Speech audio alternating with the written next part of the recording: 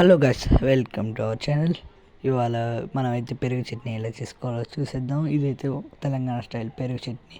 మీరే చూసి నేర్చుకోండి, ఎలా ఉంటుందో తర్వాత ట్రై చేయండి. ఫస్ట్ అయితే మనం తాలింపు గింజలు వేసుకున్న నూనెలో, అవి నూనెలో కాగాక పచ్చిమిరకాయలు వేసుకుందాం గైస్. మీ ఇష్టం 3-4 వేసుకోవచ్చు పచ్చిమిర్చి. తింటే మళ్ళీ మళ్ళీ తినాలనిపిస్తుంది మీకు. వాటిని బ్రౌన్ కలర్ వచ్చేదాకా మనం నీట్గా వేపుకోవాలి. తర్వాత అయితే మనం చిటికెడంత పసుపు వేసుకోవాలి నూనెలోనే. వేడి వేడి అన్నంలో తింటా అంటే మస్తు ఉంటుంది. మీరు కూడా ట్రై చేయండి, ఇంట్లో మీ పిల్లలకి పెట్టండి. ఇదే వేసి పెరుగు చట్నీ ఆనియన్స్, కొత్తిమీర అన్నీ మీరు వేసుకోవచ్చు. ఇప్పుడైతే తాలింపుని దాంట్లో పోసేద్దాం.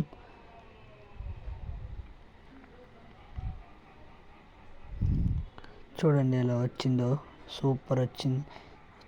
చూస్తుంటే నోరు ఊరిపోతుంది.